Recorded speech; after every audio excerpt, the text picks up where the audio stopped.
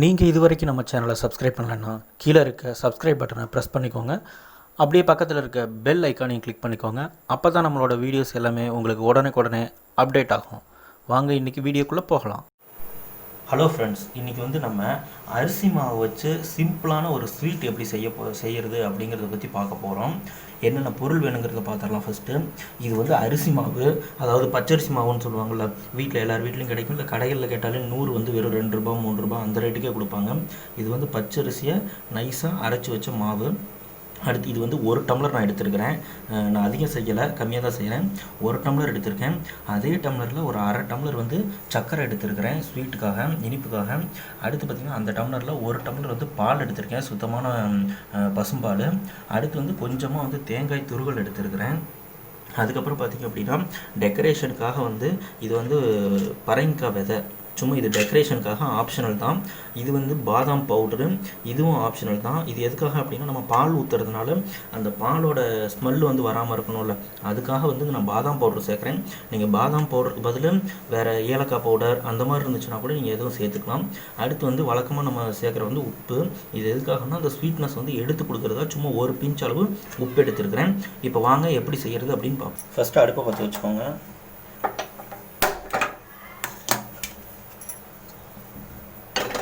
இப்போ பாருங்கள், பாத்திரம் நல்லா காஞ்சிடுச்சு. இப்போ நம்ம எடுத்து வச்சுருக்கிற பால் அதோட சேர்த்துருவோம். பால் கொஞ்சம் சூடாகட்டும். இப்போ பாருங்கள், பால் நல்லா ஒரு மாதிரி கொதிச்சிடுச்சு, தெரியுதுங்களா? பால் நல்லா கொதிச்சிடுச்சு, ஓரளவு சுண்டிக்கிச்சு. இப்போ நம்ம எடுத்து வச்சுருக்கிற சர்க்கரையை போட்டுக்குவோம். அரை டம்ளர் சர்க்கரை எடுத்து வச்சுருக்கோம், அதை சேர்த்துக்குவோம். இது நீங்கள் பார்த்திங்க அப்படின்னா பால் சேர்க்கறதுனால வெல்லம் சேர்க்கக்கூடாது. வெல்லம் சேர்த்திங்கன்னா பால் ஒரு மாதிரி சூடான பால் திரிஞ்சு போயிடும். அது நல்லா இருக்காது. இதில் இன்கேஸ் தண்ணியில் செஞ்சிங்க அப்படின்னா நீங்கள் வெல்லம் சேர்த்துக்கலாம். ஆனால் தண்ணியில் செஞ்சிங்கன்னா அந்தளவுக்கு ஸ்வீட் டேஸ்ட் எடுத்து கொடுக்காது. அதனால் நான் பாலில் செய்கிறேன். இப்போ சர்க்கரை கரையிட்டோம். இப்போ நீங்கள் எடுத்து வச்சுருக்க பாதாம் பவுடர் இருக்குது பார்த்தீங்களா, அந்த பாதாம் பவுடரையும் சேர்த்துக்கோங்க. இது நான் ஏற்கனவே சொன்னேன் எதுக்காக அப்படின்னா பாலோட ஸ்மெல்லு தெரியாமல் இருக்கணுங்கிறதுக்காகவும் ப்ளஸ் டேஸ்ட்டாகவும் இருக்கும். இப்போ நமக்கு பார்த்திங்கன்னா இங்கே பாருங்கள், போட்ட உடனே அந்த பாதாம் பவுட்ரு ஸ்மெல்லு வந்துடுச்சு. பால் ஸ்மெல்லு டேஸ்ட் இதில் தெரியாது ஸ்வீட்டில்.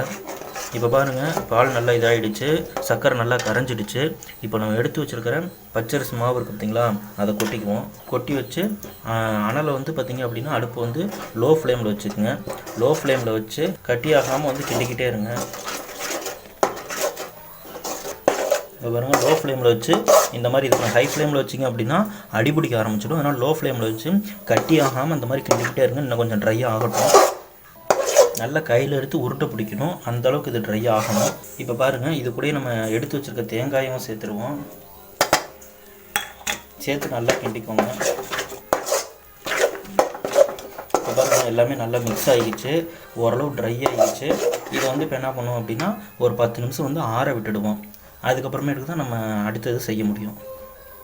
பாருங்கள் ஃப்ரெண்ட்ஸ், இப்போ நல்லாவே ஒரு 10 நிமிஷம் நல்லாவே ஆறிடுச்சு, தெரியுதுங்களா? ஆறிடுச்சு, ஒரு மாதிரி பதத்துக்கு வந்துடுச்சு. இப்போ நான் என்ன பண்ணுவோம்னா மாவு இந்த மாதிரி கையில் கொஞ்சம் எடுத்துக்கோங்க. எடுத்து இப்படி உருட்டிக்கோங்க.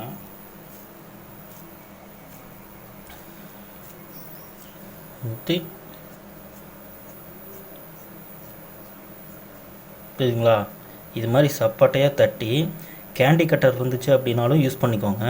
என்கிட்ட இப்போ கேண்டி கட்டர் இல்லை, அதனால் இந்த மாதிரி டிஃபன் பாக்ஸ் இது இருக்குது பார்த்தீங்களா, சின்ன டிஃபன் பாக்ஸு மூடி, அதை வச்சு கூட நீங்கள் கட் பண்ணிங்கன்னா உங்களுக்கு ஒரு ஷேப் கிடைக்கும்.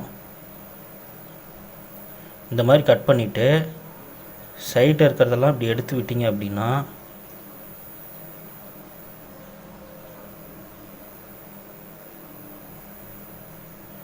இங்கே பார்த்தீங்களா, தெரியுதுங்களா? நல்லா அழகாக பாருங்கள், ஒரு மாதிரி சூப்பராக வந்திருக்கு, பிஸ்கட் மாதிரி, தெரியுதுங்களா?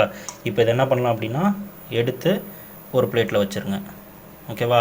இதே மாதிரியே மீதி இருக்கிற எல்லாத்தையும் நம்ம சின்ன சின்னதாக இது பண்ணி வச்சுக்கலாம். இப்போ பாருங்கள் ஃப்ரெண்ட்ஸ், நம்ம எல்லாத்தையுமே நல்லா நீட்டாக பிஸ்கட் மாதிரி அருமையாக இது பண்ணி தட்டி அந்த கட்டர் வச்சு ஒரு டிஃபன் பாக்ஸ் மூடியை வச்சு கட் பண்ணி எடுத்திருக்கேன். நீங்கள் கேண்டி கட்டர் இருந்தாலும் யூஸ் பண்ணிங்க, இல்லை வெறுமனை தட்டி வச்சிங்கன்னா கூட போதும். இந்த மாதிரி பண்ணால் அந்த எட்ஜெல்லாம் கொஞ்சம் ஒரு ஷைனிங்காக பார்க்க பிஸ்கட் மாதிரி எல்லாம் ஒரே ஷேப்பாக இருக்குங்கிறதுனால தான் அந்த கட்டர் வச்சு இது பண்ணுறேன். அப்படி இல்லை அப்படின்னா நீங்கள் இந்த மாதிரி உருண்டையாகவும் பிடிச்சி வைக்கலாம். பட் அது யூஸ்வலாக இருக்கும், நம்ம கொழுக்கட்டையிலேருந்து எல்லாமே இதேமாதிரி செய்கிறோம், பார்க்குறதுக்கு யூஸ்வலாக இருக்கும், குழந்தைங்க விரும்பி சாப்பிட மாட்டாங்க. அப்படிங்கிறனால இந்த மாதிரி பிஸ்கட்டாக பண்ணி கொடுத்தோம் அப்படின்னா கொஞ்சம் வித்தியாசமாக இருக்குங்கிறதுனால தான் நான் இந்த மாதிரி பண்ணியிருக்கிறேன். நீங்கள் அப்படினால அது பண்ண முடியல, கட்டுற எதுவும் இல்லை, அப்படி சின்னதாக எதுவும் இல்லை அப்படின்னு நினச்சிங்கன்னா நீங்கள் இந்த மாதிரி உருண்டையாகவே பிடிச்சும் வேக வைக்கலாம். இப்போ வாங்க இதை எப்படி வேக வைக்கிறது அப்படின்னு பார்ப்போம். ஃபஸ்ட்டு அடுப்பை பற்ற வச்சுக்கோங்க. அதில் வந்து ஒரு இட்லி பாத்திரத்தை வச்சுக்கோங்க. இட்லி பாத்திரத்தில் நான் ஏற்கனவே தண்ணி ஊற்றி வச்சுருக்கேன். அதில் ஓரளவு தண்ணி ஊற்றிக்கோங்க. அதில் வந்து இந்த மாதிரி இட்லி தட்டு இருக்குது பார்த்தீங்களா, அதை அடித்தட்டை வச்சுக்கோங்க. அடித்தட்டை வச்சு அதில் ஒரு துணி போட்டுக்கோங்க. இப்போ நம்ம செஞ்சு வச்சுருக்க ரெசிபி இருக்குது பார்த்தீங்களா, அதை எடுத்து ஒன்று ஒன்றா இது மேலே வந்து ஒட்டாமல் வச்சுடுங்க. இந்த மாதிரி ஒன்றோட ஒன்று ஒட்டக்கூடாது, அப்போ தான் நல்லா வேகும். ஒட்டிக்கிறதுக்காக நான் சொல்லலை. இப்போ பாருங்கள், நம்ம எல்லாத்தையும் வச்சுட்டோம். இப்போ என்ன பண்ணோம் அப்படின்னா இது மேலே வந்து ஒரு காஞ்ச துணி ஒன்று போட்டுக்கோங்க. ஓகேவா? எதுக்காக அப்படின்னு கேட்டிங்க அப்படின்னா நம்ம கொதித்து வர்றப்ப தண்ணி ஆவி வர்றப்ப மேல் மூடியில் பட்டு மறுபடியும் இதில் பட்டுச்சு அப்படின்னா இந்த ரெசிபி வந்து பார்த்திங்கன்னா ஒரு மாதிரி கொதன்ட்டு போயிடும். இது அரிசி மாவில் தானே செஞ்சுருக்கோம், அதனால் வந்து கொதன்ட்டு போயிடும். அதனால் வந்து அந்த ஆவி தண்ணி ரிட்டன் வந்து இந்த ஸ்வீட் மேலே படாமல் இருக்கணுங்கிறதுக்காக மேலே வந்து ஃபஸ்ட்டு இந்த மாதிரி ஒரு துணியை போட்டுக்கோங்க. துணியை போட்டுட்டு அதுக்கப்புறமேட்டுக்கு வந்து நம்ம மூடி இருக்குது பார்த்திங்களா, அதை போட்டு இந்த மாதிரி மூடிக்கோங்க. இப்போ என்ன ஆகும்னு கேட்டிங்கன்னா நம்ம அந்த ஆவி தண்ணி வந்து இந்த நம்ம மேலே போட்டிருக்க துணி வந்து அப்சர்வ் பண்ணிக்கும். ஸோ ஸ்வீட் வந்து டேமேஜ் ஆகாது. இது வந்து ஏற்கனவே நம்ம பாலில் நல்லா வேக வச்சுட்டோம்.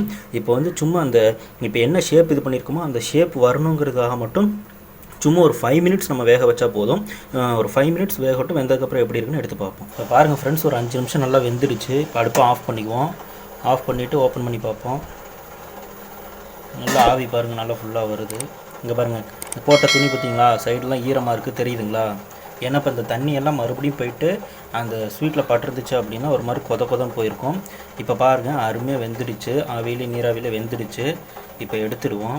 இப்போ நல்லா சூடு ஆறிடுச்சு. ரொம்ப சுட எடுக்காதீங்க, கை சுட்டுருச்சு. இப்போ ஆறிடுச்சு. இப்போ எடுத்துடுவோம். இங்கே பாருங்கள், அருமையாக வருது. எடுத்து ஒரு தட்டில் அந்த மாதிரி பிளேட்டில் அந்த மாதிரி வச்சுக்கோங்க.